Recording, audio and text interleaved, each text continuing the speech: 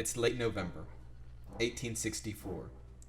Emboldened by recent victories in the capture of Atlanta in September of the same year, General Sherman took to crushing the resolve of the South by capturing one of their last strategic ports, the port of Savannah.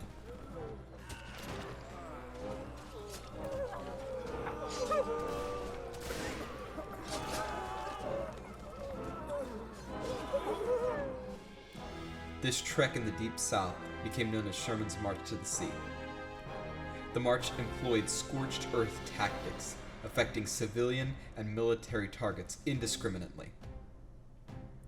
As Sherman made a more direct path, his commanders were sent to the swamps and the hills to find any more pockets of resistance. Fighting was now in the backyard of the rebel. The rebel knew the territory, and he was fighting on home turf. The Federal advantage was that of momentum, firepower, and battle-hardened will. But the Confederacy wasn't out for the count just yet.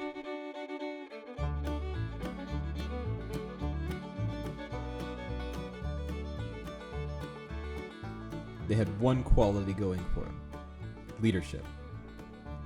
High in the Blue Ridge Mountains, pockets of hardened resistance still existed. Far from the battlefields of Gettysburg and Chattanooga lived hardened men who held firm to their cause even as the war was nearing its end. These men were hunters, trappers, craftsmen, and tradesmen who had learned to live off the land, fend for themselves, and wait for no one to put them out of a tough spot.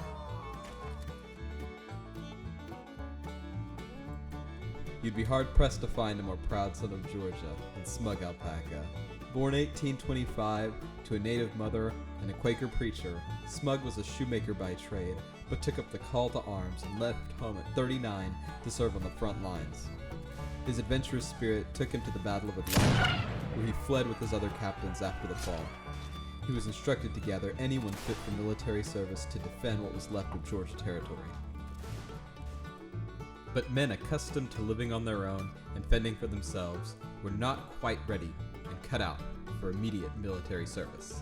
As one foreign observer wrote, Yes, you see, I knew they were quite fond of living in the hills, but it seems like they had taken to burrowing. You see, the men had lived in such squalor that it was madness during the day. Absolutely no order could be found except for among the officers whom we shared a great deal in common with. It seems that what these men need is discipline, and the sooner the better.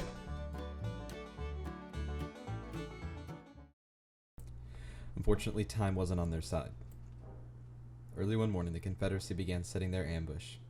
Their infantry dug in at a farmhouse adjacent to a wheat field, and their artillery sloshed its way along a muddy creek bank, hoping to train their guns on the road across the creek.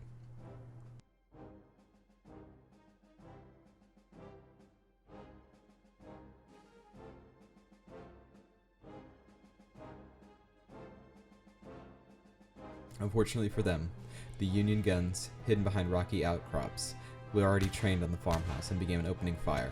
It was at this time that a small cavalry detachment informed the infantry officers that a number of Union troops had crossed the creek at a small land bridge and were now on their side, threatening their guns that were not trained and not ready to fire.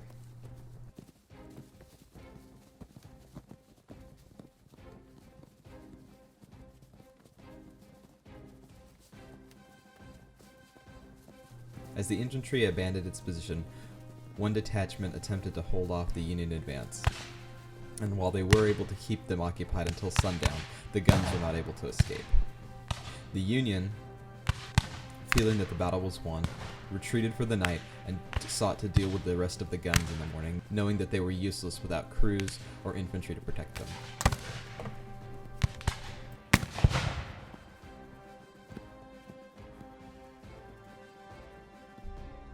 Even though losses were great at this initial engagement, it did buy the Confederacy time. Just south of this initial battlefield, the second half of the Confederacy was setting up the rest of their plan. There was a small river house just on the side of the creek, along with several fences used for cover in small wooded areas.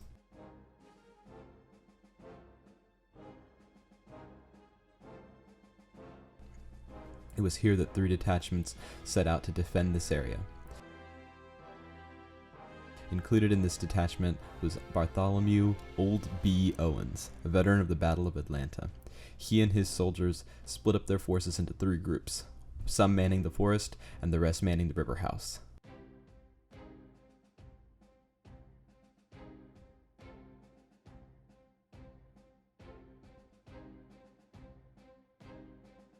But as it became apparent that the land bridge would be used again the next morning, the 2 groups retreated to better reinforce the artillery.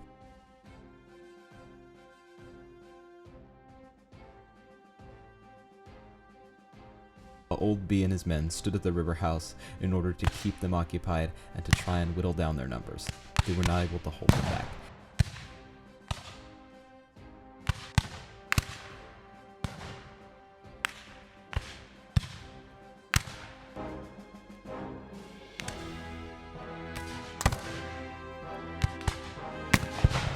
Outnumbered and outgunned, this rearguard action did provide a means of escape for the rest of the troops. Pinned down, they occupied Union infantry long enough that Smug Alpaca could arrive with his fresh recruits. Silently, they set themselves up into 5 rows. Smug Alpaca had taught them discipline in just one afternoon. They hid themselves among the brush and waited until the Union forces were too close for cover.